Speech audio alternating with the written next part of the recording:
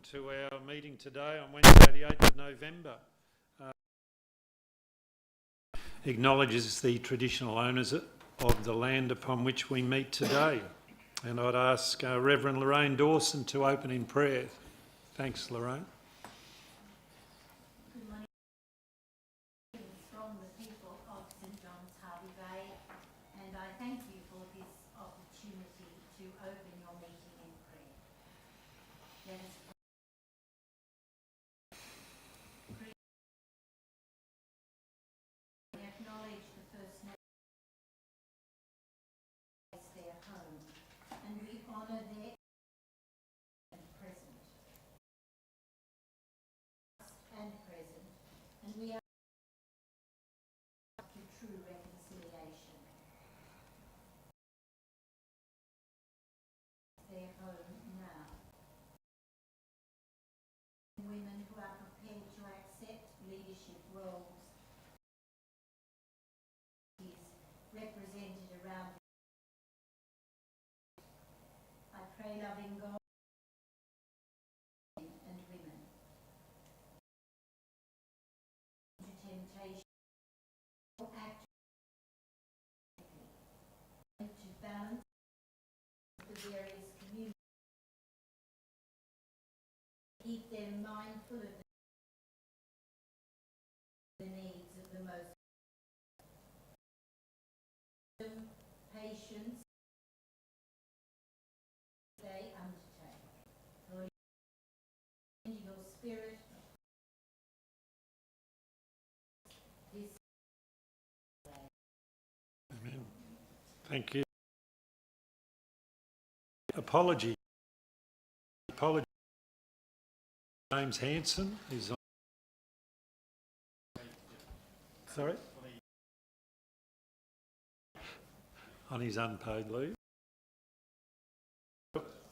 Oh, sorry, and he's on leave.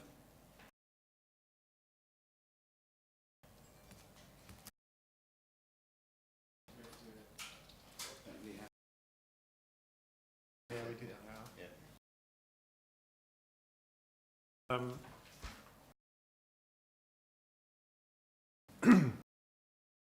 And are here today. Take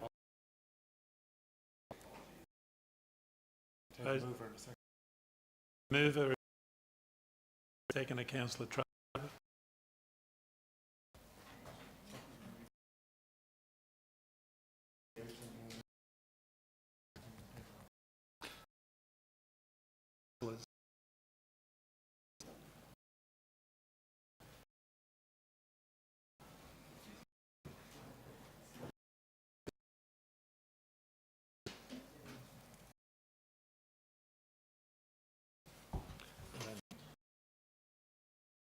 Mayoral minutes.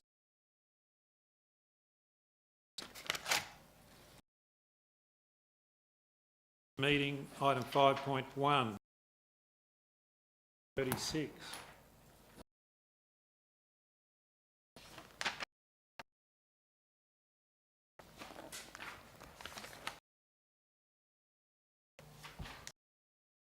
To move that. Everard. Seconded by Councillor Everard. Councillor Madden, you're right.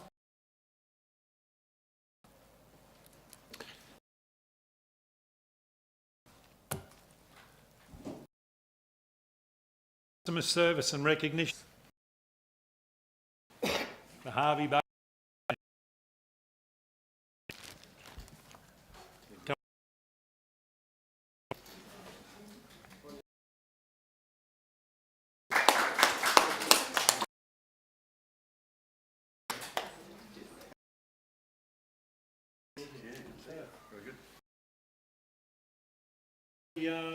The Harvey.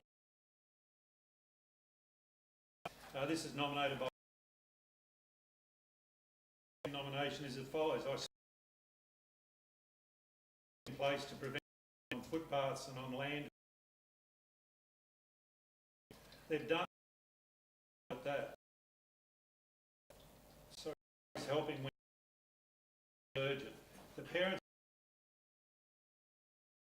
public appreciation. Express my personal thanks. So with great gratitude very much, we recognise this and a small gift for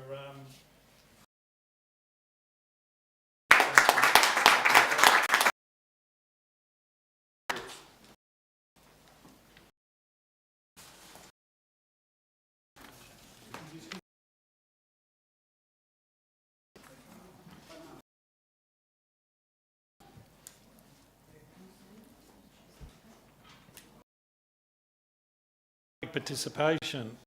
Mr. C. Thank you, Mr. Mayor. It's my pleasure of the outcomes and discussions at the public participation. This morning, come to the council to President was Mr. Alan Fury. Mr. Fury wanted to talk to council about Old Coast.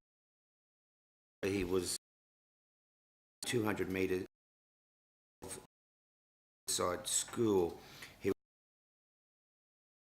in Riverside School. The water courses on.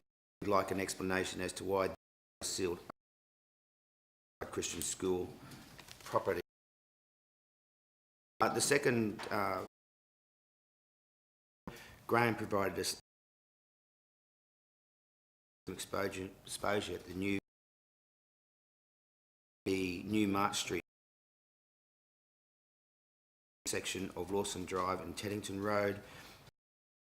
His Puna meeting address. Graham also suggested that on improvements to flood mitigation issues be undertaken,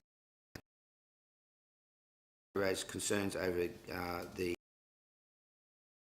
place and the high level gauges on Leamington Bridge. Yep. Move a motion that verbal report be accepted. Scott, seconded. Councillor, it's all right. Councillor Chapman, those in favour? Sorry, Councillor Light. Move and second. Move.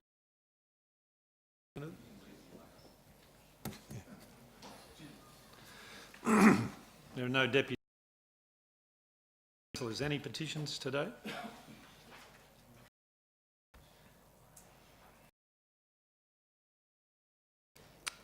Audit Committee meeting minutes, page 37 to 46.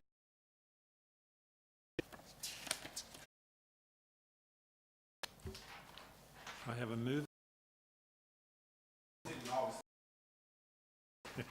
Move.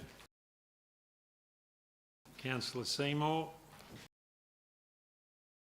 Quickly, Mr. Mayor, once again, we have got a great committee with our external representatives. Doing an extremely good job, good, robust and governance for the committee's working really, really well. Councillor Seymour. No. We go to the vote. Those in favour? Unanimous. The open resolutions, pages 47 to 59.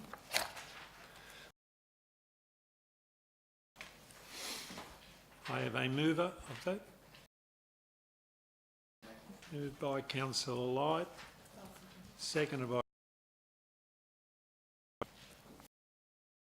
councillors.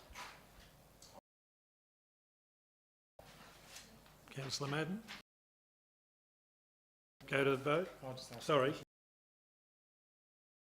The resolutions, the one about review of council portfolios, we're going to come back to. This is our only meeting. Is it? Oh, or there's one. Is that? It's the next meeting. It's in December. We moved it back a week. Sorry. Issues of the government workshop with councillors. outcomes of that.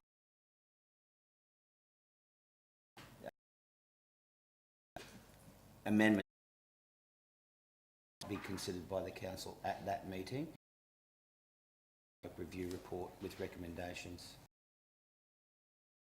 And I just wanted confirmation of the last one about it's a suite of amendments.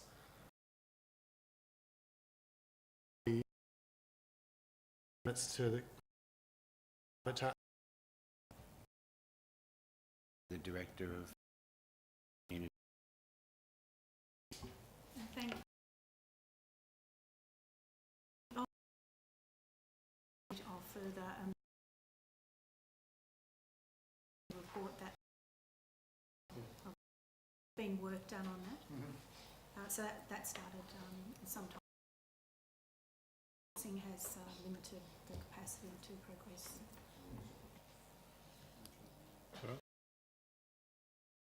Go to the vote. Those in favour? Those against? Carried.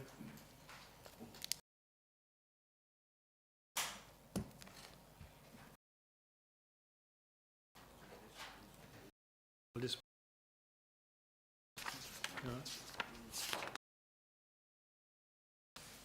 Item 10.1.2, the organisation report for 17 pages 60 to 93.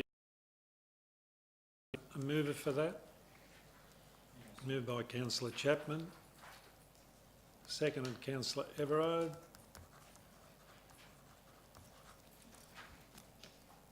Councillor Chapman? Councillor Everard? Go to the vote. Those in favour? Unanimous. Carried.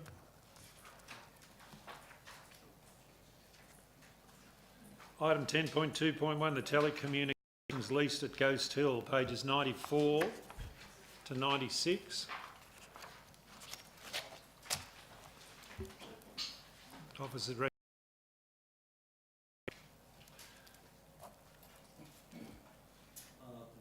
move it, Councillor Chapman.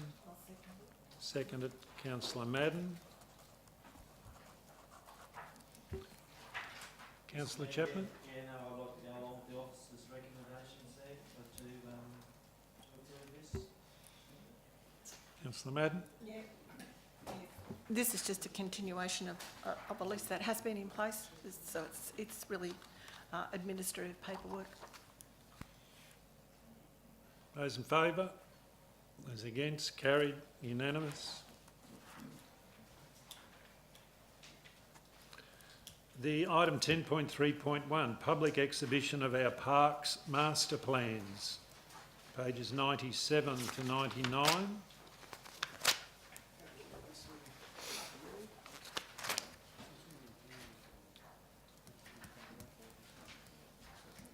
Moved by Councillor Everard. A seconder? Sorry, Councillor Lewis. Councillor Everard. Yeah, this is a great initiative of council to put this out for these master plans are out for public consultation, and it'll be good to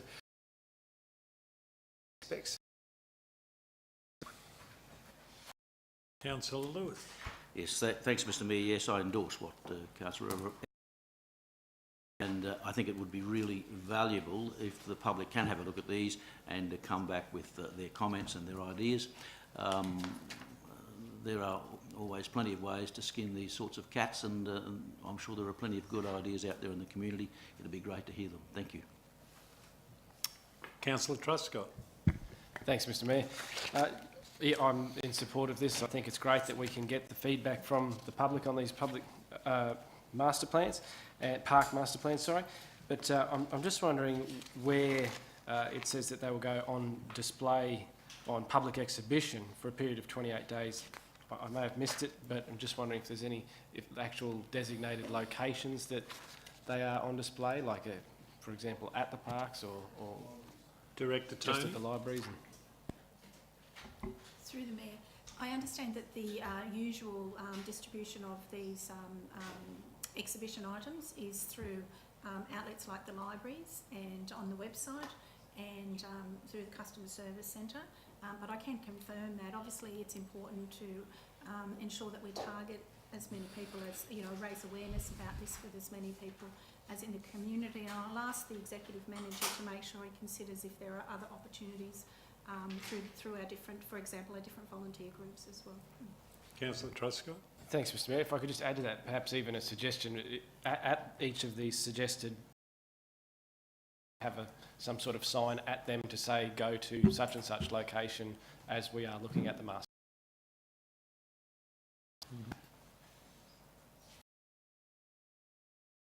Councillors, we go to the... Right, second by Councillor Lewis.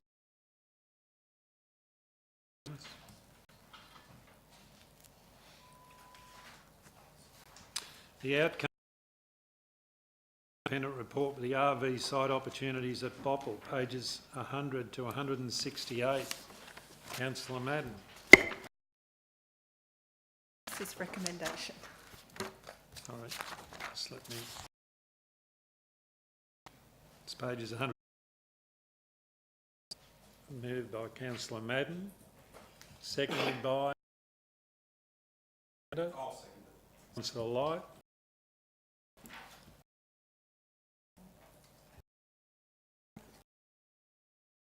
A step in a very long going in working with the Bopple community, and I have to say that they've been very cooperative in this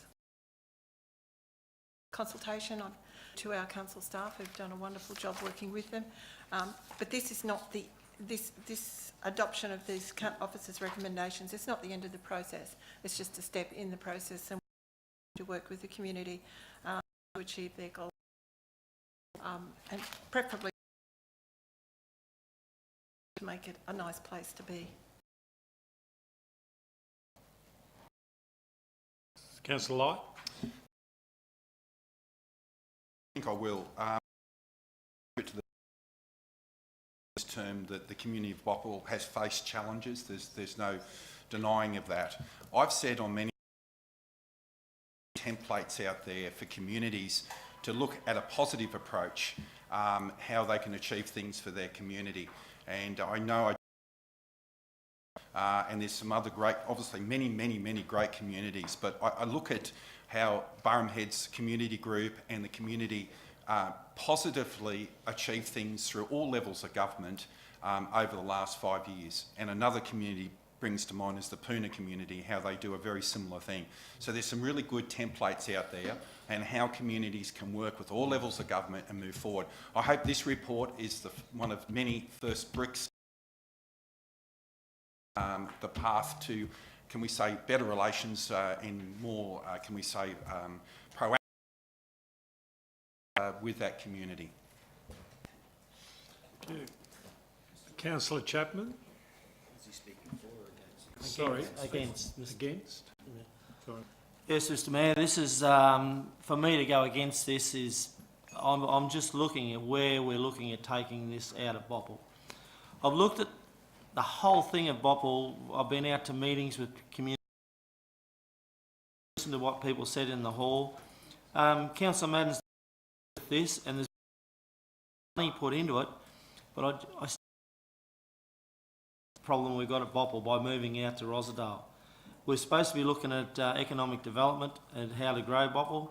I can't see that this will help very little at all. We talk about putting it in the hands of the Progress Association. Now I look at how it has been moved around and everything like that, and I really think that's what's happened is everything that's been going on in Bopple, the community has gone quiet. The community is sick and tired of what's happening with their community, so people are just staying out of it because they couldn't be bothered, and I think that's very sad. And if I'm talking to any people at Bopple, I will talk to them and ask them what their thoughts are and bring it back to the council. So I will not be voting for this motion. Thank you. Thank you. Any speakers for it? Any other speakers? Any others against? Sorry, right, a reply.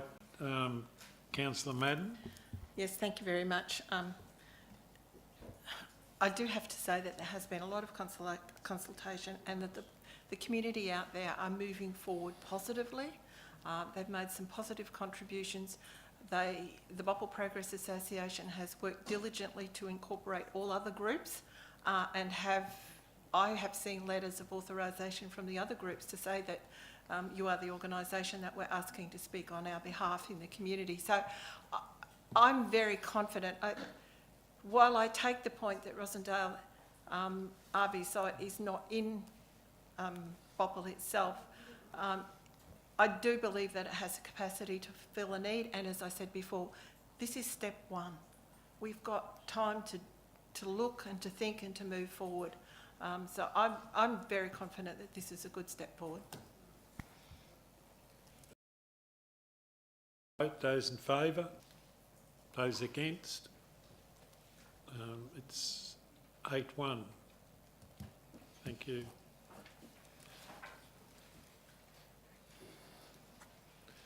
Item 10.3.3, local law number 7, page 169 to 188.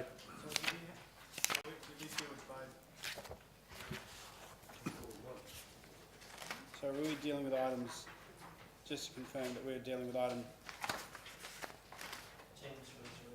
Item 10.3.3? Yep, okay, thank you. Sorry. Officer's recommendation on page 172.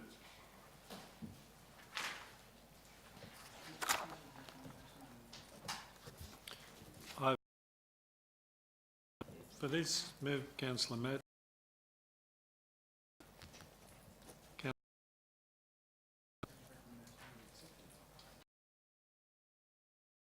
No, page 172.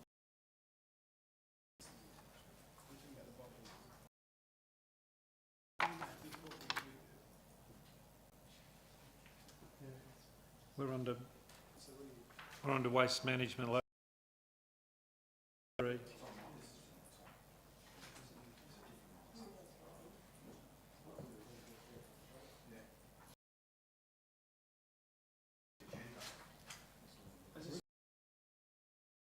I just wanted clarification too. Just clarification. Yep. Yeah, we looked, which was the report, that there was a report that was on the table. So is that just an attachment in itself? So we're not considering that with just that. It's just that one motion.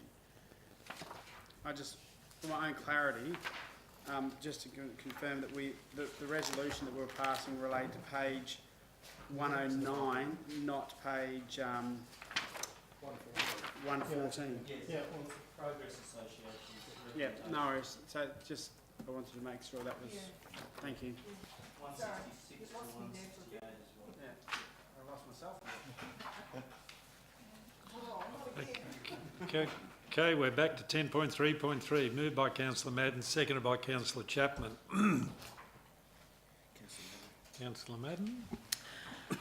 Yes, this creation of local law number 7, waste management, is, I believe, a critical piece of local law that we need to have. In reading of the report, the understanding is that the regulations that have been managed, helping council to manage, or giving council the authority to manage waste in the Fraser Coast Regional Council, those regulations have a sunset clause. Operate, I think, from the 1st of July 2018. Important that we a local law which then continues with council's capacity to manage waste. It's a health and safety issue. It's a livability issue, and I think it's very important that we go ahead with the process of getting a local law. And in part of that process of the local law, there is consultation with the community. So can I just seek an amendment with the consent of the mover? In item B, just where it says attachment A, can we change that to attachment 3? It's actually attachment 1. Is it attachment 1 there? So in mine it's saying attachment 3? It's an error, so it's attachment 1. It's been fixed up. So there's no need to So no need for amendment. Second. Second, Councillor Chapman. Yes, Mr. Mayor, as it was explained to us at the briefing the other day, it's really to protect the community and have a law that we can control, have complete control over our waste. Thank you. Speak against. Anybody against this? No. Go to the vote. Those in favour? Those against? Carried. Item 10.3.4, the naming of council reserves, the Howard Reserve and the Howard Village Green, page 189 to 195. And that's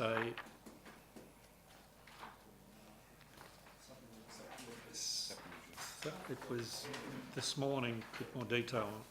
Yep. Have I got a mover for that? Move it, Councillor Seymour. Seconder, Councillor Everard. Councillor Seymour. This was a matter that came up, and then we moved the motion when we were out at Howard in our first meeting for this council outside of the normal chambers, that this park needed a name. And we went through a process calling for submissions, and we got some very interesting ones, covering different historical aspects and environmental aspects, but the one that had the most submissions, I think, is an appropriate one, relating to the history and the industry of the Howard and further Burham area, that being Bellart Park.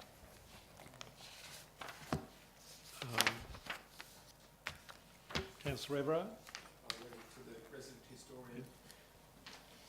Anybody against this? No. Those in favour?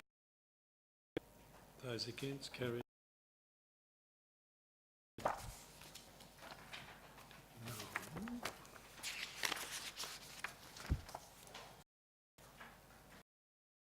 10.5.1, the corporation, the quarterly performance, page 196 to 2.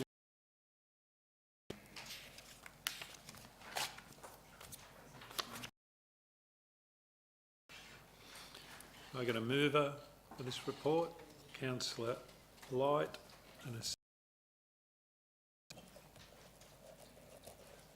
Councillor Light. No. Councillor Madden. No, as per the written report. Anyone against? Right, those in favour? Those against? Carried. Unanimous.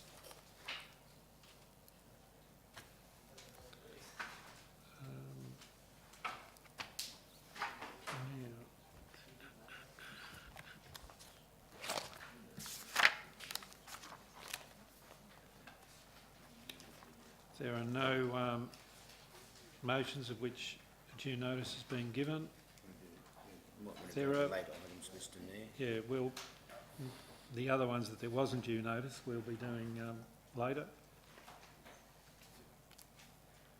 Questions on notice. Item 13 is nothing. Item 14. Do we want to do? Yes, I would go to the late items, Mr. Mayor. We go to the late items? Yep. So we go to those late items now, which is 16.1.1. We've got a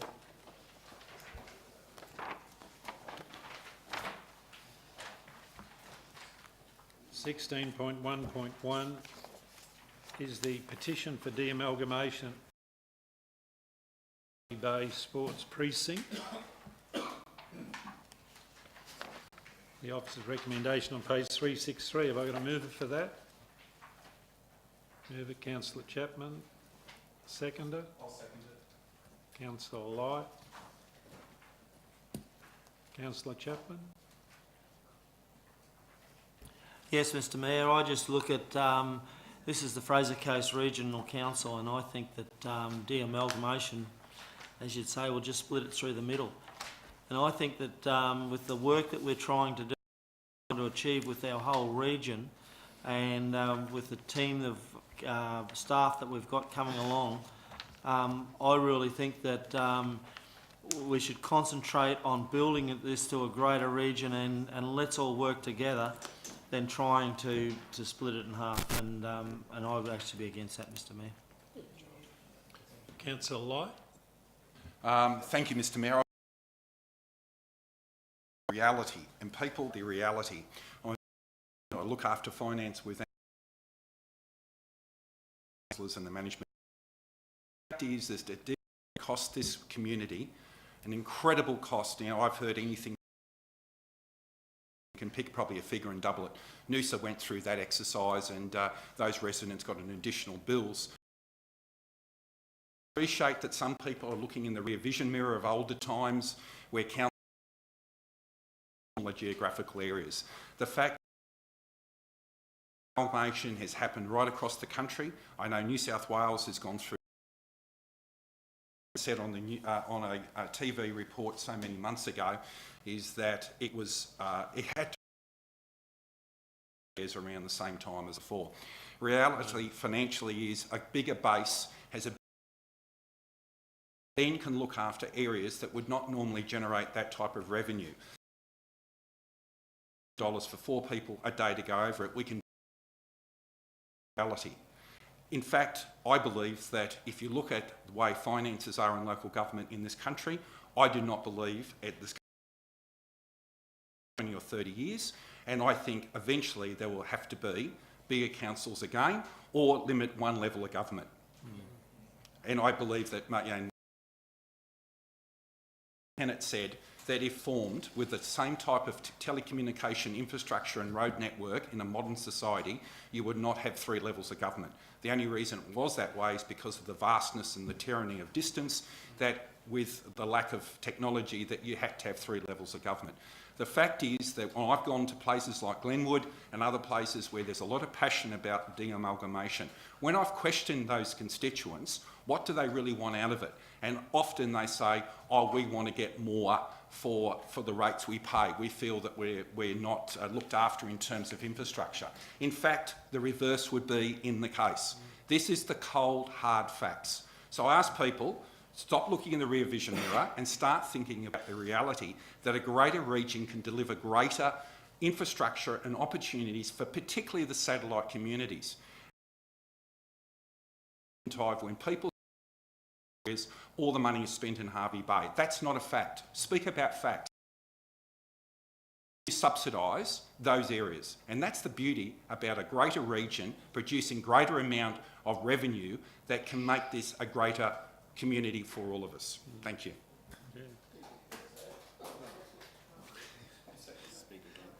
Anyone against? In favour? Oh, sorry, Councillor Lewis. Are you for or against? I'm for, if that's... Look, just a couple of comments, and I want to endorse what's in the report, in the CEO's report, and the comments of both councillors. I think that's correct. Or were that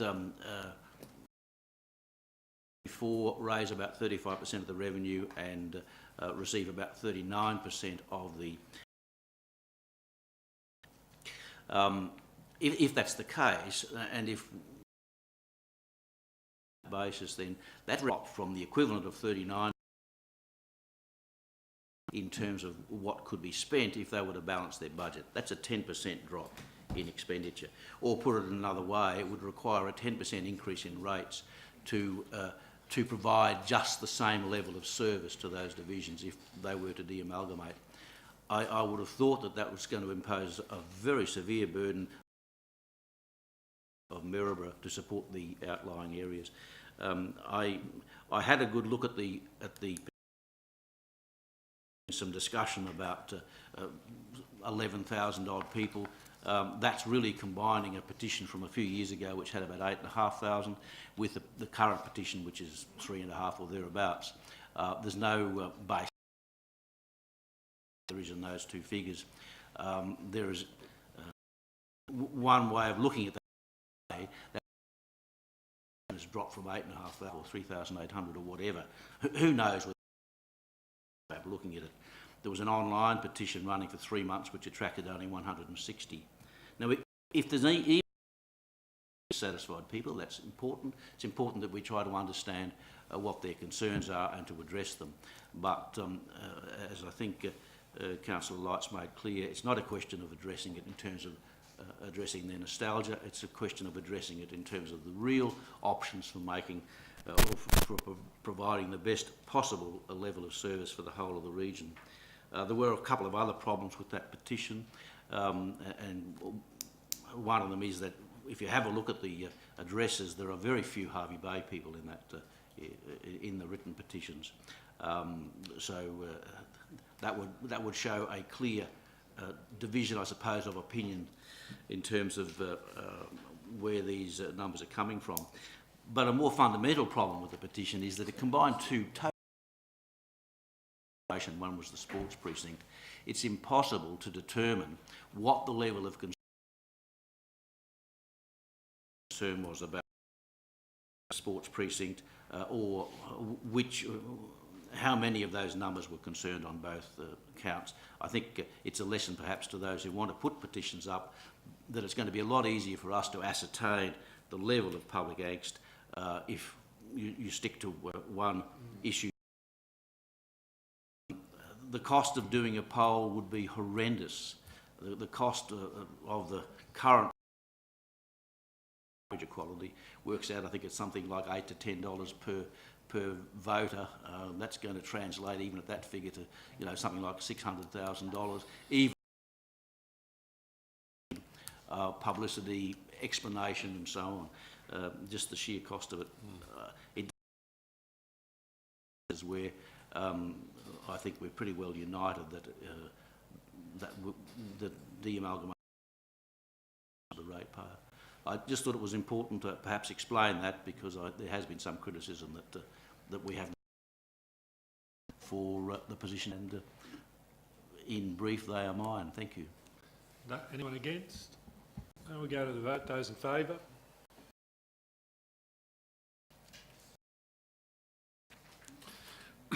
Fraser Code 16.1.2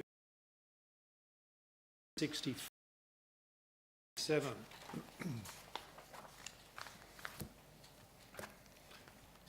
I got a mover.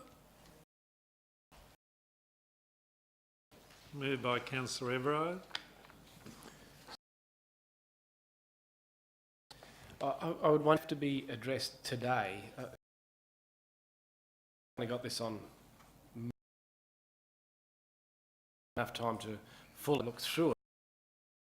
A couple of minor errors, but yes, I just wanted today. Yep. Keith? Through you, Mr Mayor, yes, this is the last council meeting. Must be adopted by council within 30 days of the signing of the financial statements. So we don't have another council meeting scheduled. If it's not adopted today, we would have to organise a special meeting within that 30-day period to consider that. I would suggest that, typographical errors, we could take those amendments as part of the resolution. Councillor, those concerns of yours, do you want to? They're nothing overly that's going to change the outcome of it, I suppose. It's more just even just grammar and a couple of figures that weren't quite accurate in some of the discretionary spending, but I'm happy to address those later if that's easier. Okay. Second of Councillor Everard. I think 373 actually it highlights to those who take the time to read this report actually how the council is. It's 293 kilometres of coastline, 7 depots, 2 administration centres, 1 city hall, 6 landfills, 8 transfer stations, 2 libraries, 96 playgrounds, 2 pools, 500 park structures, 2 airports, 400 buildings and community centres, facilities and 4 caravan parks. And it's a fair indication to support Councillor Light's statement before about de-amalgamation. the biggest business in the region. Mr. Mayor, if I could just, I'm happy to accept the report that's got grammatical errors, but if there's a reference made to numbers being wrong, I think that should be articulated so that we know that they're not. I'd imagine there'd be not significant numbers, but I think it's important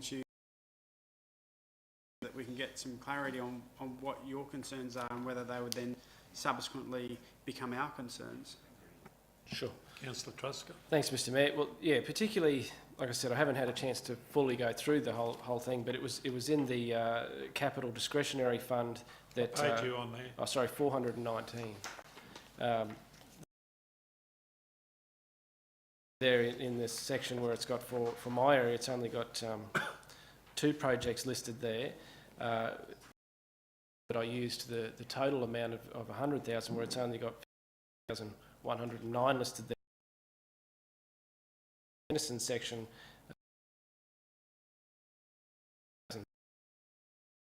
100. It's because it's the financial year.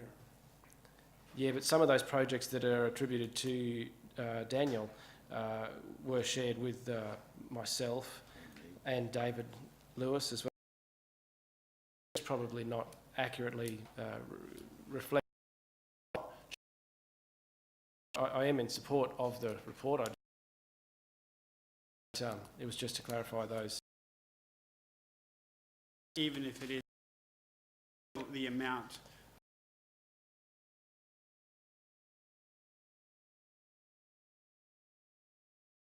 report, it can be added into the next.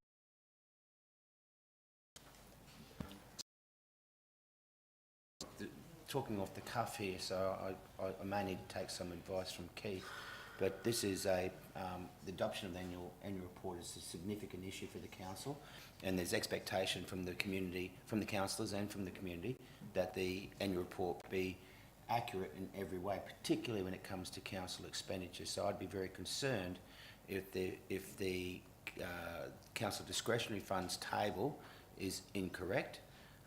And if that document, if the council adopts the annual report, which includes a document that purports to reflect the council's expenditure, I would suggest that if I don't believe that we can identify, we can answer your questions, your concerns off the cuff, but I think I would think that would be a material issue that either requires a resolution that we adopt the annual report, and this is actually the table in there in terms of discretionary funds. My understanding is it's a legislative requirement, and I would have thought that if there's doubts in terms of our compliance with the legislative requirement, that perhaps we should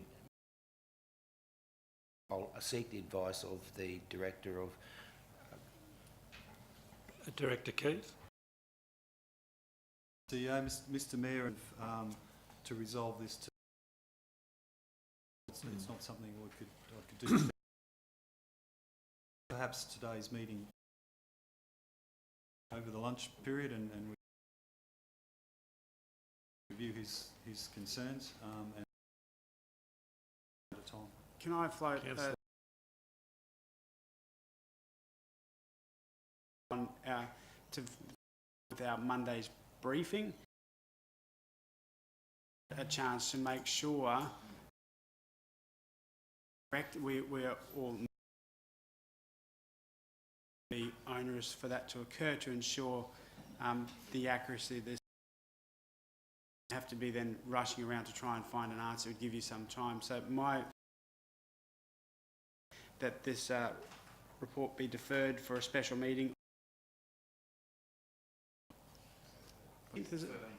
Yeah.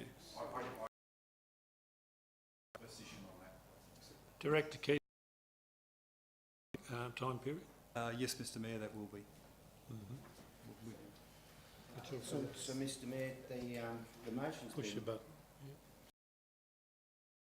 been moved and seconded, and had it been seconded, Mr. Mayor? I asked a question. So, I interrupted after Daniel moved it. I asked the question after that. And then... So it was moved by Councillor Light. So the motion's been moved and seconded. The alternative motion was so Councillor Stewart's motion is actually not an amendment motion. But the original motion is on the table and needs to be resolved unless it gets withdrawn, and the council is happy for the motion to be withdrawn. Then the council can consider the motion from Councillor Taylor.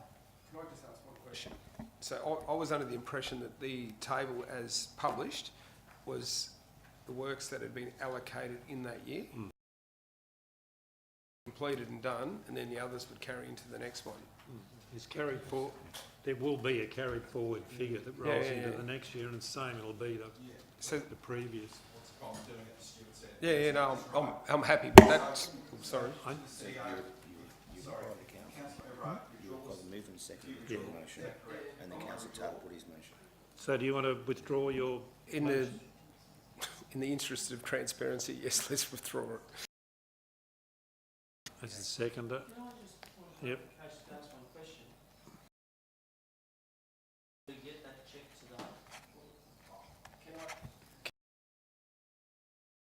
Hold on, a question to Keith. Thank you, Mr Mayor. Verify this information today, but to do that fully, we would need to consult with each council their feedback to make sure that we have on our record aligns with their understanding as well. So that will take some time and effort to do that. Councillor Truscott.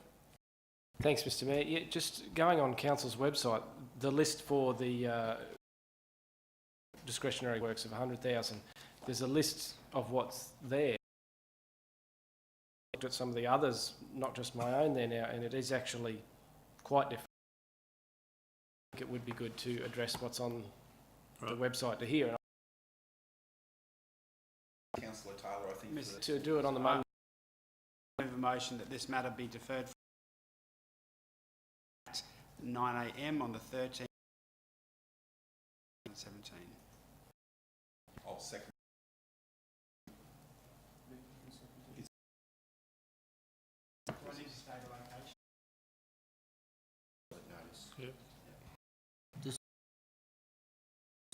I don't have the standing orders in front of me. All of a motion needs either the consent of the chairman or the consent of the meeting. Both the mover and seconder indicate they want to. It was my understanding that Withdraw. no dissent.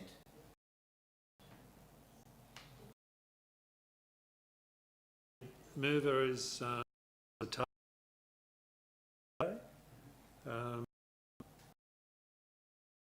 just on that Monday. I mean, there will be two already away. I know Darren's going to be away. Well, I appreciate that, Mr Mayor, but I think that's the only opportunity. I'm just saying whether it's another day. I'm just. As long as we have a quorum. As long as we have a quorum, Right. I don't think it's a contentious matter. I think it's a procedural matter to get it accurate. Okay, so moved by Councillor Taylor for the special meeting on Monday. Seconded by? Seconded Councillor Light. Those in favour? Those against? Carried. Unanimous.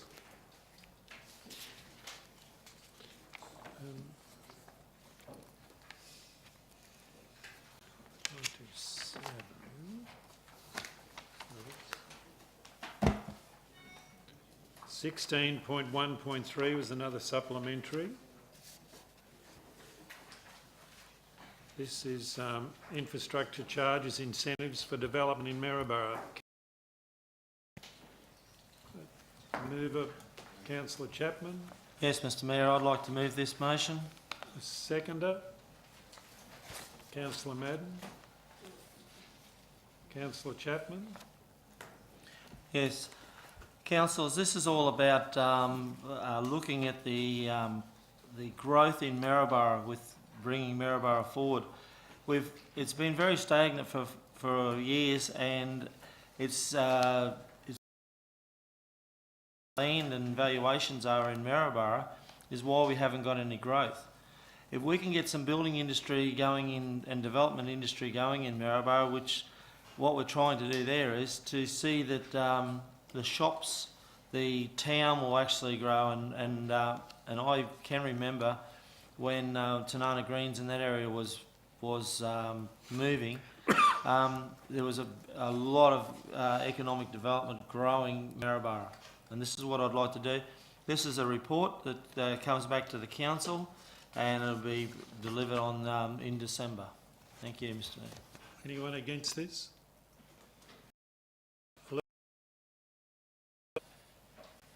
So I've got the mover is Councillor Chapman, the seconder is Councillor Madden. Councillor Madden, sorry. Yes, I would like to speak to this. It's a complex and a complicated issue that we've been looking at for quite some time, and the value of land is an issue, particularly when you take the proportion of infrastructure charges against the gross realisation from the development. It has stagnated.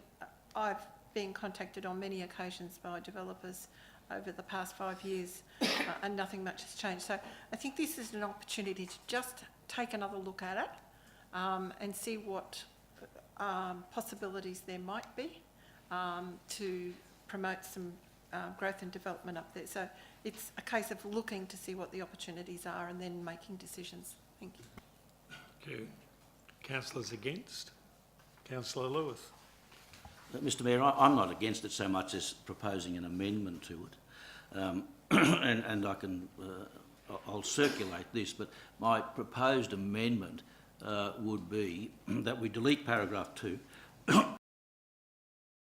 We delete the words recommendations on, and at the end of paragraph 3 we add of the advantages and disadvantages of any such options. So that's my proposed amendment, which if I would forward to you. Or so just the last part said, and an analysis on any such. And an analysis of the advantages and disadvantages of any such options.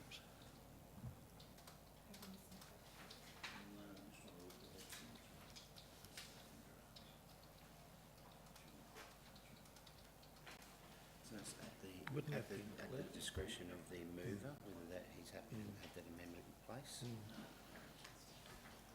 Councillor Chapman, are you happy with that amendment? Mr. Mayor, I think that'll be addressed in the report, but I'm happy to throw it in there. That'll be virtually addressed in the report. Plus, KPIs will be virtually, as this project goes along, we're just putting our feet in the water to just see how it's going to work, to see if it does do anything for that region. So, but I'm happy to throw that in there, Mr. Mayor. Seconder?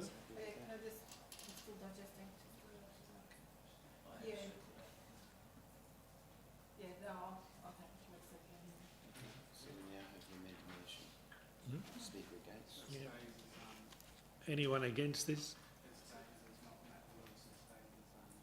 No.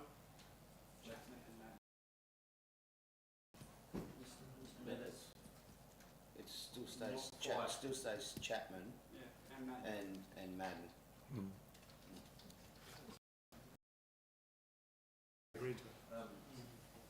My amendment also took out. Sorry, Mr. Recommendations on in what's now.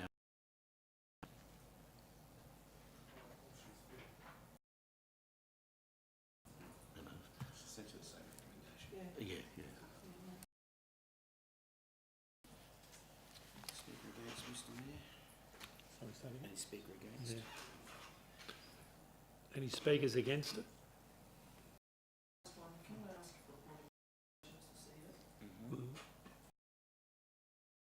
Councillor Lewis has actually taken out.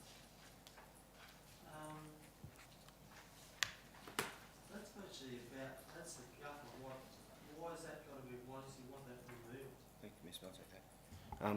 Councillor Chapman, this is your motion. Whether you want that removed or not is entirely up to you. You have the ability to reject the amendment if you believe it takes away from what you're trying to achieve. So it's entirely up to you. Councillor Lewis, I look at item 2 and I think that's part of this report that's going to come to us. Mr Mayor, with your permission, I could explain very briefly what I had in mind there. 2 makes a presumption about what of the challenges and the hinterland, and that I would have thought is one of the issues that needs to be examined. It's not in any sense self-evident that those challenges are a consequence of current land values or construction costs. It may well be that current land values and construction costs are the result. Well, we'll deal with them separately. It may well be that current land values are a difficulties rather than the other way around. I just think that leaving that in seems to suggest that we've come to a conclusion on that question when indeed we haven't. And it's not going to adversely affect the report. It just takes away an assumption I want to take. Let's move forward, I suppose. Theo, you're happy with the... It's in Councillor Chapman's hands, Mr Mayor. Councillor Chapman, do you want that second paragraph in or left out? Well, if he's happy with, he's either happy with the amendment or not happy with the amendment. So the amendment, yeah. Well, it is acknowledging the development in Maryborough and the hinterland, and the amendment's got a reason there. So would you be happy to take the reason out and just put the, acknowledge the challenges facing development in Maryborough and the hinterland? That's what the report's all about. And we'll leave out the given current land values and construction costs. We'll leave that out, and I'd be happy with that because that's really the gut of the If whole. the second is happy, then move to... Yeah. Seconder, Councillor Madden. So that gets added into then the amendment underneath. You get point 2, which is acknowledges the challenges facing development in Maryborough and hinterland. If that's added into that amendment, then I'm happy to support that. Okay, speak against Mr Mayor. Yep. Anyone against this? Sorry. Councillor Everard. Yes, thank you. Look, we've just heard a very good reason why we shouldn't have de-amalgamation, and I just do struggle with this one. Sorry, but market forces dictate where people want to invest and where people want to buy. That's outside of the control of council. And is it wise to investigate a competitive advantage for one region over another in the same local government area? And we are the Fraser Coast. I don't believe in... I think we should have one dog, one bone, one set of rules, and I'm just, I can't support the coast. Fill in region. Sorry, but... Anyone for? Sorry. So that's against. Another speaker for? Councillor Lewis. Yes, thanks, Mr Mayor. I understand Councillor Everard's comments, and that, in fact, we would be better off not to be attempting to interfere in the market in this sort of way. And I can see the risk that major infrastructure incentives for Maryborough may disadvantage the people who already have done their developments in Maryborough, the people who have shops that are vacant, by providing unfair. These are the sorts of issues which I would expect the amendments I proposed, and I'm perfectly happy to have a fresh look at the issue. We'll address the concerns Councillor Chapman has raised without compromising the very valid issues that Councillor Everard has raised. So I'm happy to support the motion in its current form. Anyone else against? Councillor Taylor. I am against the motion in that, in my mind, I could have supported it if the second part of it had been taken out. But to actually have a resolution that acknowledges the challenges that are facing development in Maryborough and the hinterland would indicate that, in my mind, that through some, whether it be some course of action on behalf of council or some community or something that's occurred that is separate to Maryborough as any other developer may or development may struggle with, whether it be in Queensland or the Fraser Coast, to me is not a good precedent to set, that we acknowledge the challenges that development face in Maryborough and the hinterlands. In hinterland, I mean, there are some people in our community that believe that development causes concern and challenges within the community. So to assume and to make that statement is a step that I'm not willing to take. The challenges that are referred to are once again, are they council-made challenges? Is it relating to our planning scheme? Is it relating to our infrastructure charges? In my mind, to ask for a report is one thing so that can be extrapolated, but to actually boldly state that we acknowledge that there are the challenges facing development in Maryborough and the hinterland is isolationist and also too vague. Another councillor for? Councillor Light? Well, sorry, Mr Mayor, I find it very difficult to make a decision here. I think there's been some very valid arguments on both sides.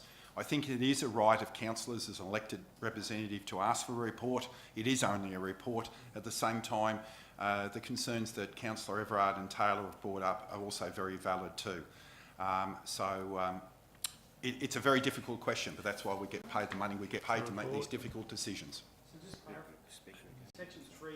Against? Are you... Section 2 is not. So, sorry, another speaker against? No, he's against. No, he was for. Has he gone against? Councillor Truscott for? Thanks, Mr Mayor. With point 2 added in, I would be against it. For the same reasons that Councillor Taylor had raised, it's only because people know that areas have challenges, but to have it come from a level of government, to actually put it in, it feels like it's adding, or putting a nail in a coffin. It's just going, yeah, sure, you got problems, let's put it in a public record that's there permanently. So I think if it didn't have point 2 in there, I would happily support it. But with point 2 in there, I can't. So if you'd be open to amending it to remove that acknowledgement, I would vote for it. So that really is against it? Yep. That's against. Sorry, we do for and then against. Another one for? Another? Against. For? Your last reply, you're the last. Mr Mayor, I'd like to make an amendment. I'd like to take section 2 out. I need as many votes to get this across the line, so I'd like to take section 2 out. Thank you, Paul. Back. Okay. So the paragraph 2 is right out?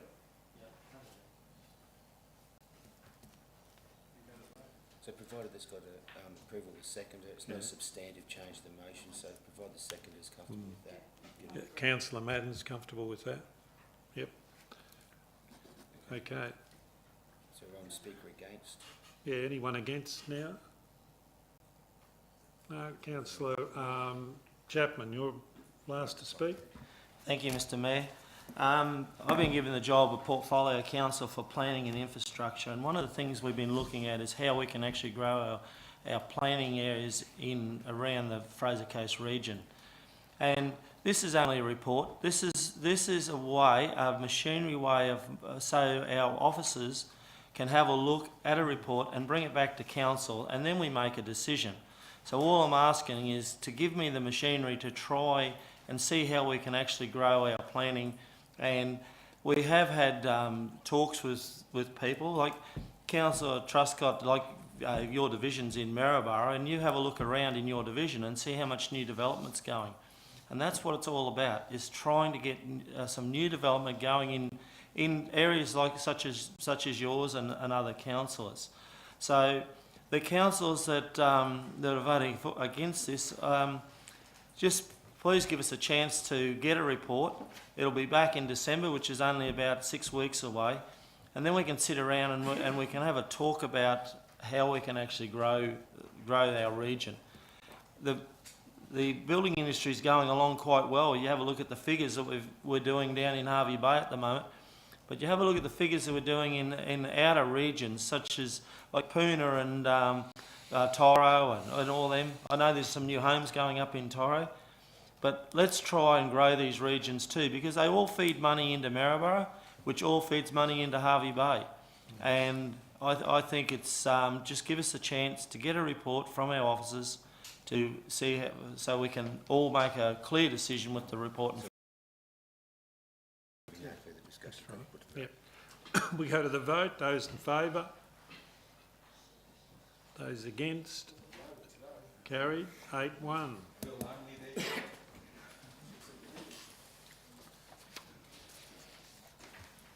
Item with 16.1.4 is the Fraser Coast Technology Challenge. Happy to move that, Mr Mayor. Is with the recommendation on page 533. I'll second it. Moved by Councillor Truscott, seconded by Councillor Light. Councillor Truscott.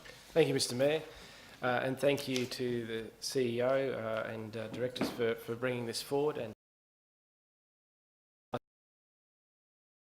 got this to this point now. I think a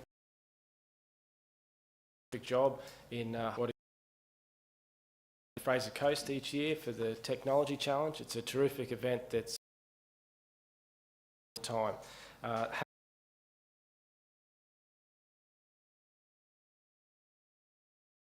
This project, speaking with the President, the unfortunate delay from when this was first event to now, they have liabilities of sponsorship from not having the security, so I think provide into the future to seek sponsorship, external sponsorship to continue hosting this event.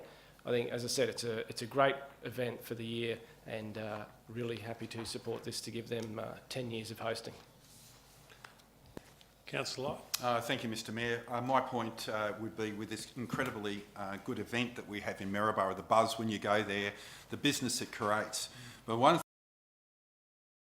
thing is that I believe a lot of the success of this is the location in a CBD or a street circuit. And as we all know, I've spent a little bit of time watching race cars in my life. Racetracks or events. Bathurst, Monaco, the Adelaide Grand Prix, Adelaide V8s, the Melbourne, Singapore. Those particular events have something in common, and that is street racing. And there's many reasons for that, is because you can get spectators in and out around a city environment. Borough's no different. It's around the CBD. It's great for the kids, great for tech. So hopefully this council in the future will support that event. Thank you. Right, we go to the vote. Those in favour? Those against? Carried.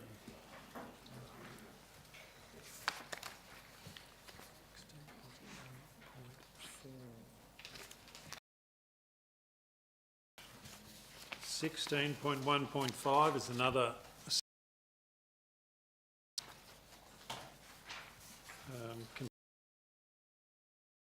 complaints management policy. Councillor Light. Yes, that's correct. Seconder. Councillor Seymour. Councillor.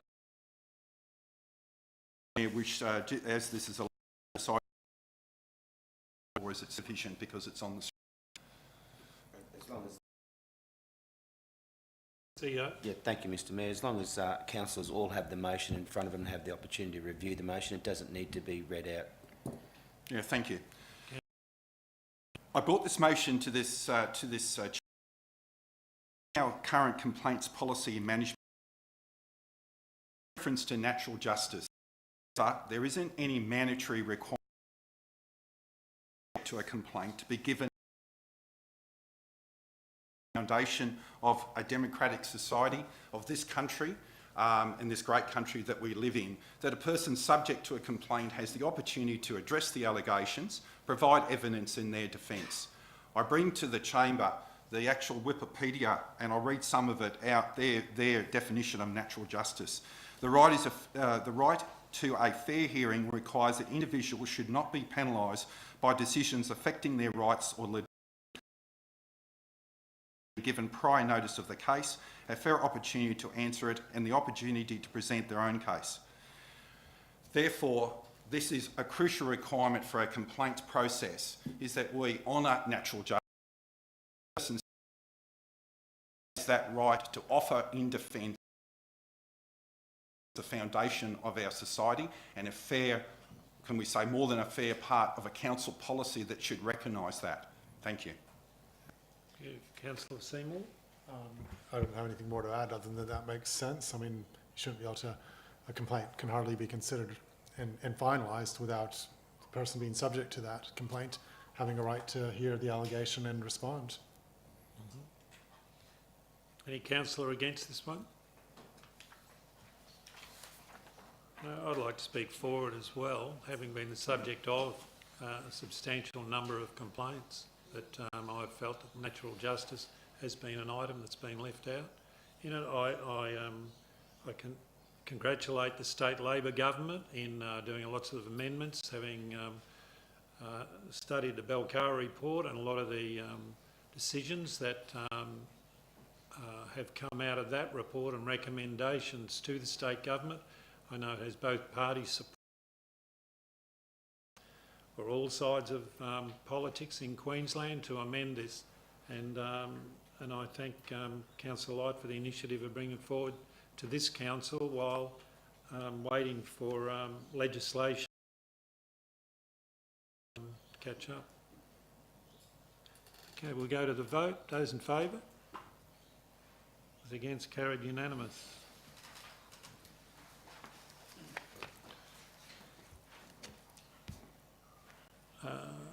Honorary Ambassadors, item 16.1.6, Councillor Taylor. I assume is moving this? Yes, Mr Mayor, with a slight amendment. The actual, it's more than just ambassadorship. It's about, in my mind, community activation. And that's why the second point, which I've sent through to the, it's on the screen.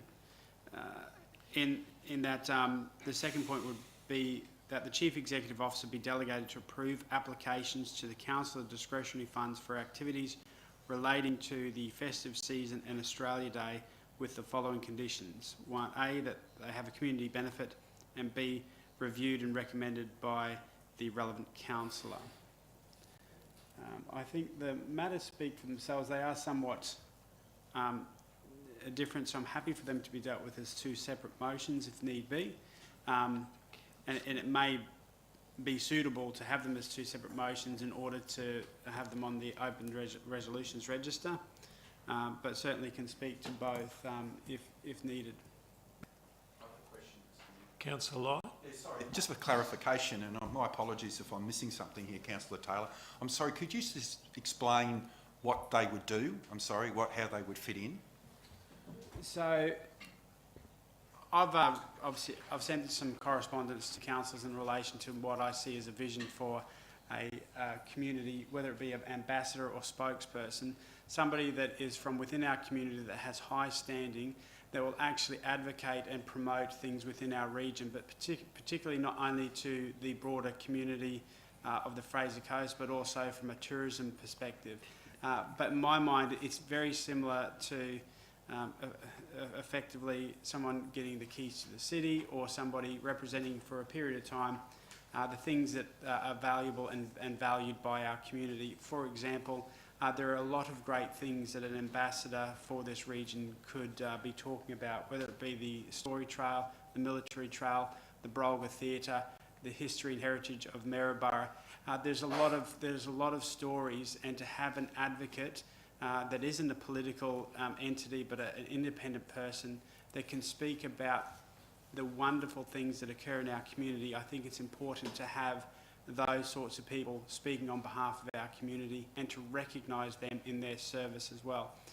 This is a report that I'm seeking that the CEO would be able to look at the previous things we've done with our ambassador program that we've done in the previous term, and to see what we did well and what we didn't do well, and to come up with some sort of solution or a recommendation that the council could consider at a future date.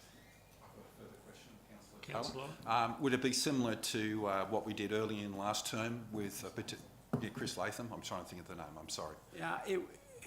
Chris Latham was very much about promoting the region outside of our region from a tourism perspective. I think and this is just, that could be considered in this report, but what I see the benefit of a community ambassador is speaking to our community about really important matters and celebrating some of our success. So it is a little bit different, but certainly that would be a starting point. We do have a policy, we did have a policy in place, but in my mind it would be having someone from our community or a number of people from our community that could speak and advocate on behalf of it. I don't know if it's a further question. I would find it difficult to support the motion as it is now with the discretionary funds. You can only ask a question, Mr. Mayor. Yeah, that's all right. So, is there a seconder for that? So, just before, I've got a question. Where does the council of discretionary funds fit in with this? Would it be a person says, I want to be an ambassador, and then would go to the councillor? Perhaps it would be prudent to put them as two separate motions. So it would be the honorary ambassador, and the other item would be access for discretionary funds for festive season. So I can speak on that one as well. There are often times through the festive season where events are run, and in my mind I can see there are a number of events that don't have or attract council funding that either the Fraser Coast Tourism and Events are running, and also the Fraser Coast, the newly formed events team, to give you an example, but not limiting it to this, that they may not have a budget line, but their community benefit is beneficial, or their community benefit will be would actually suit this type of funding. Currently, it's a not-for-profit organisation, so there may be issues that make it difficult for that funding to be accessed through this process. And what this does is it allows the CEO, the delegation, to say that while it may not strictly comply with the current policy, if it relates to the festive season or an event, and it meets the community benefit and the Anzac Day, Australia Day event, and it meets the threshold as in the policy that it has a community benefit, and that it's reviewed by the council, could come to the CEO and say, look, this is a really good event. I think it would be good if I could use my discretionary funds for it, and then the assessment would be done, and the access that fund. Okay, so can we just, before we enter into further discussion on that one, if we just clear the first one. So we're saying the motion is the first one about honorary ambassadors, and then we'll enter into the second one. So the first one is that the CEO provide to council for consideration a report including a draft policy on the creation of honorary ambassadors for the Fraser Coast region. Moved by Councillor Taylor, seconded by Councillor Seymour. Councillor Seymour? No. No? Anyone against? No, we're just doing the one, just to tidy it up. So we're doing the first one as per what we've been given. So those in favour?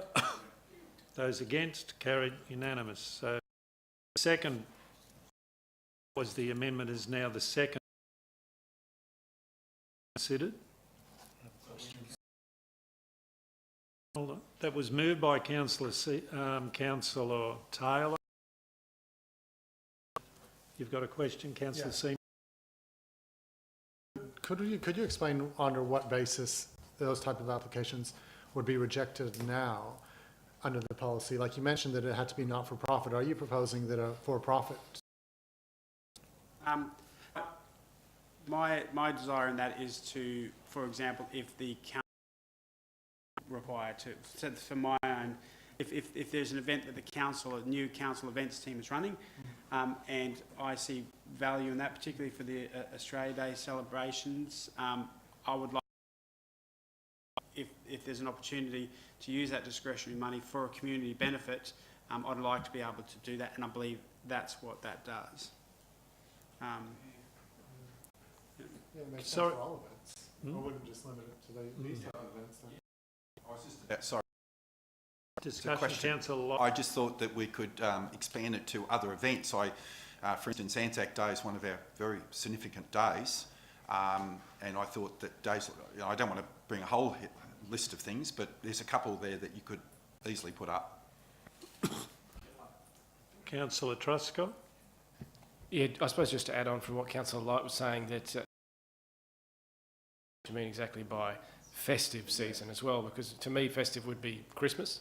Otherwise, I mean, the definition is cheerful and jovial, celebratory. So, could Festivus for the rest of us. So, could that be like the Mary Poppins Festival, or? So, yeah, look, just in my mind, the festive season and the intent of that was that from now until Christmas and the New Year, and usually festive season would be the 6th of January, and then including Australia Day. So effectively, if you were going to put a date in it, I would have said up until the 26th, but I was trying to give more clarity as to what sort of things we were trying to achieve. Happy to put Australia Day in, having said that, Anzac Day, but it is further on. This was just about an immediate sort of resolution that we could put up to ensure that if there were things that council were working on, and it would be too late to bring it to the next council meeting. So there are things that council staff are working on that they may require funding for, and that I would like to support, but they haven't been expanded yet. But they are between now and and Australia Day, and we have a discretionary fund for the community benefit. I think it serves it, and I believe that with the delegation of the CEO and in consultation with the councillors, that we can use that and access that community fund for that purpose. Director Tony, we do already have lots of applications for many community events, and I think we've just issued some recently. This is in addition to that, or is that what you've got in mind?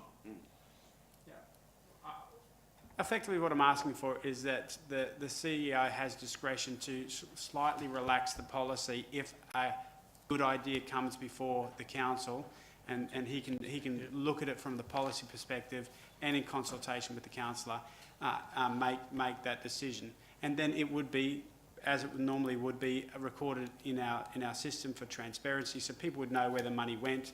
It just means that there is some flexibility over this festive season for those people who may need to access additional funding that's not considered. CEO? Yeah, thank you, Mr Mayor. Just from an administrative management point of view, we do have budgets for these types of events, but that's what we can do. A good source of funding would be council discretionary funds, but it doesn't necessarily comply, and there are restrictions around the current policy. So being able to have a councillor willing to contribute to celebrations and events during this period would be advantageous in terms of the benefit that we can provide the community. And my understanding is it's consistent with the intent of the policy, but the policy doesn't necessarily reflect the intent of council in the way it's written at the moment.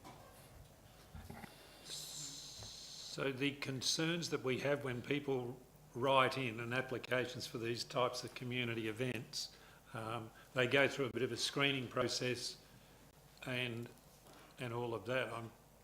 I'm not being a damper on the concept, CEO.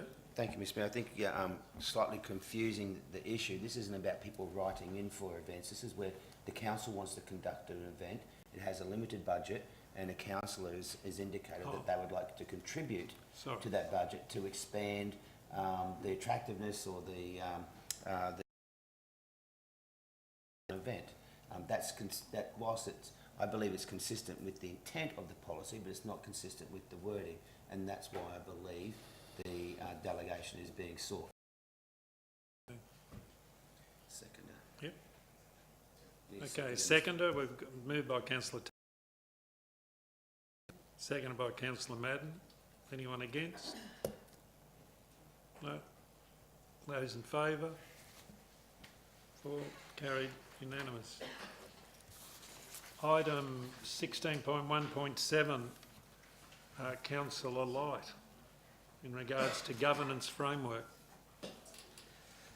Thank you, Mr Mayor. I think I will read this motion out, that a report be prepared detailing identifying failures and inaccuracies of systems, processes and policies of council, including recommendations how they can be addressed. The background is this: all councils need to have a foundation of transparency and openness to give the community confidence and assurance. Over recent months, there's been a number of reports to councillors which have identified crucial issues within the governance framework of council which need to be addressed. The report which has been sought by this motion will inform the community of the challenges which confront this council, and by provision of the plan for addressing the issues will be provided to the community on the best, to meet the best practices and standards. So recent events, even in the last 24 hours, to see that there is a number of issues that do face this council, and I believe it's good transparency for us to have a report from the CEO to the community, what has been revealed, and the process forward, and the framework, how we can move it forward. Moved by councillor Light, a seconder. Councillor Chapman. Councillor Chapman.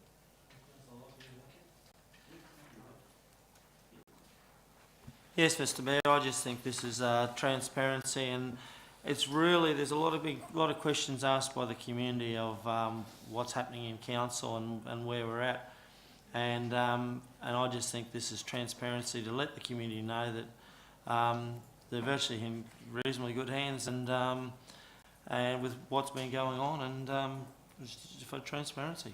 Thank you. Anyone against? Well, mine's more of Councillor a Taylor. question or a concern. The way that the motion is written gives me uncertainty as to what failures and inadequacies we're looking at, and to how deep we dealt. Like, are we talking about individual mistakes of staff? Are we talking about decisions of staff? I mean, are we talking about systematic governance failures, or I would hate for someone to, in our staff, to read this and think that this was, and I'm sure it's not the intent, a witch hunt. So I'd like to get some clarity as to what higher level or higher order this motion would be looking at. Councillor Light. Yeah, thank you, Councillor Taylor.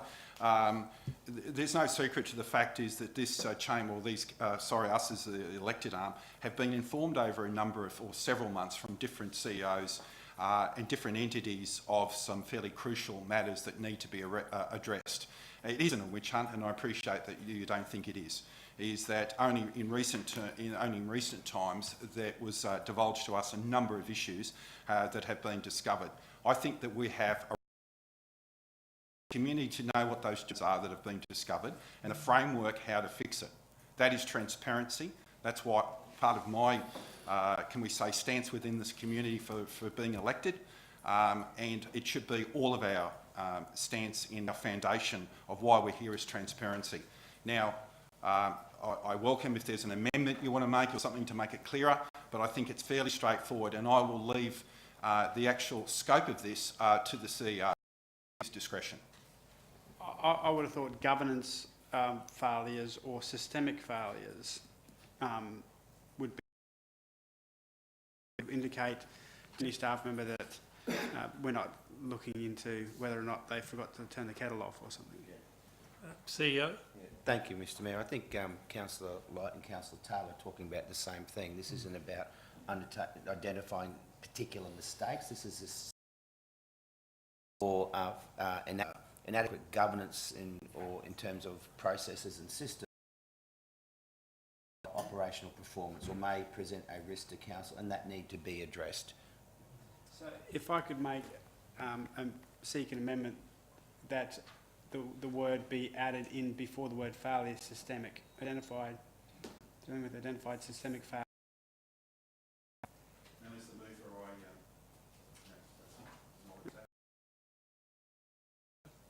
Systemic failures. Seconder was Councillor Chapman.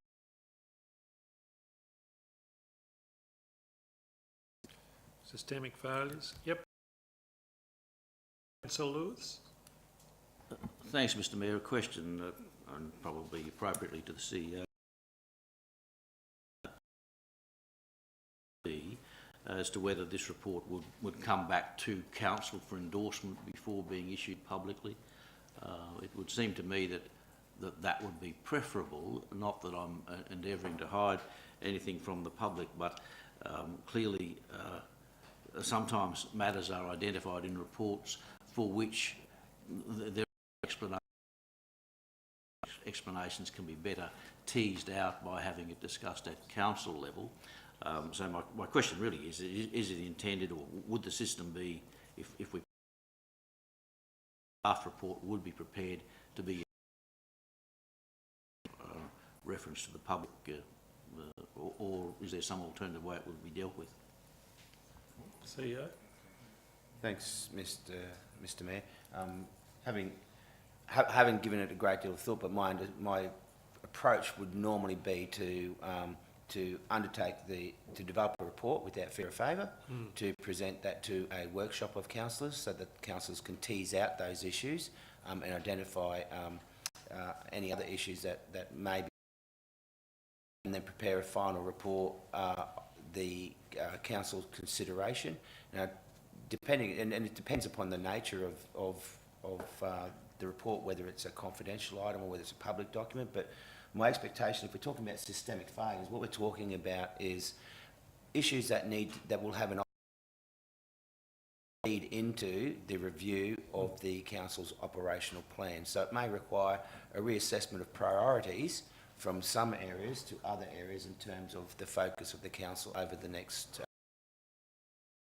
do the report. I can't answer the question any more fully than that. But I can say that it will be discussed and workshopped with councillors. Thank you. Is anyone against this motion? No, we'll go to the vote. Those in favour? Those against? Carried unanimous.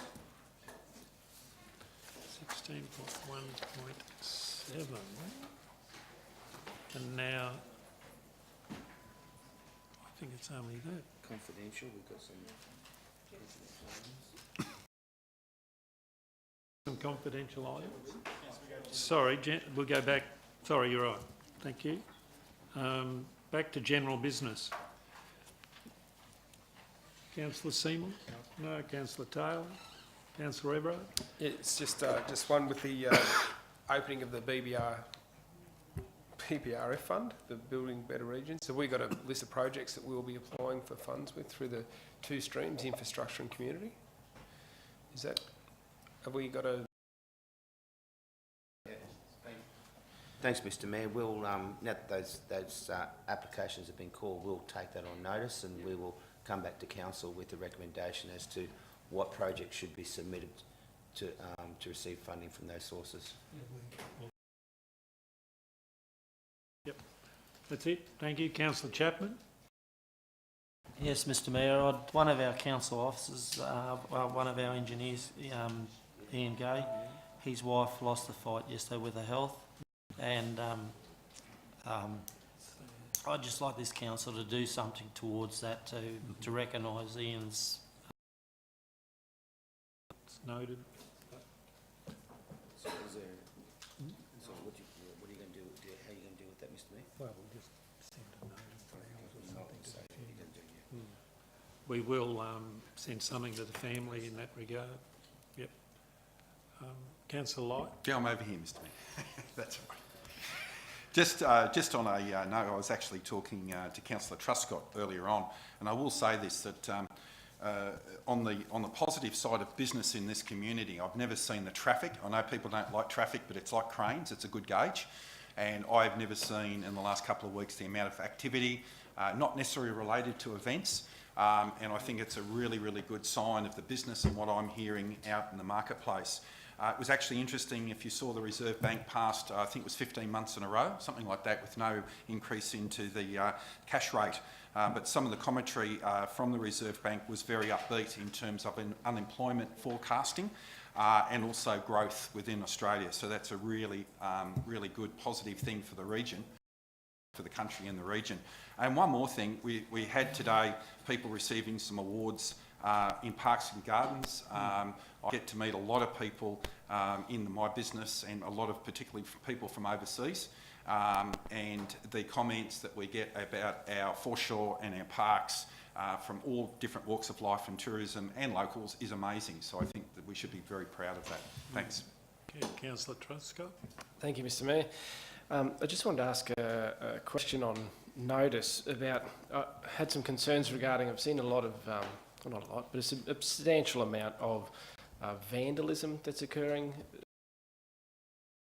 An incident recently at Street in Maryborough, it's now looking beautiful there, but the light bollards that have been placed in there, and I think it was on the weekend, there was about 20 of them that had all of the lights kicked out, and that costs the ratepayers money to fix that back up, especially after it's looking beautiful. And yes, I'm grateful for the CCTV, and I'm not asking members of the public to be vigilantes or anything, but or to necessarily get involved. But I think the public should know how much vandalism is costing the community. And so I wonder if I could ask that as a question on notice to the CEO, if we can find out exactly how much on an annual basis vandalism is costing the community. And so if you see someone doing... CEO. Thank you, Mr Mayor. Happy to take that on notice. Councillor Lewis. Councillor Madden? No, I'm right too. Okay. We now got confidential. It'll just be a councillors only session. Sorry? We have tenders and... Oh, I'm trying to rush it. The tenders, we've still got more. Are they all in confidential? So we are. Mr Mayor, Sorry? to discuss matters in Yeah, you've got to identify them. to discuss matters in confidential, you need to pass a resolution and then that you go into the confidential section and the reasons for it. I understand that. I'm just looking at the reports, if I can find them. So we'll need a resolution to go into confidential. Okay, so we'll move that. Councillor Chapman. Seconder, Councillor Light. So we're going into confidential. Those in favour? Against, carried. Unanimous. We'll just take a 5-minute stretch of the legs too, if you like.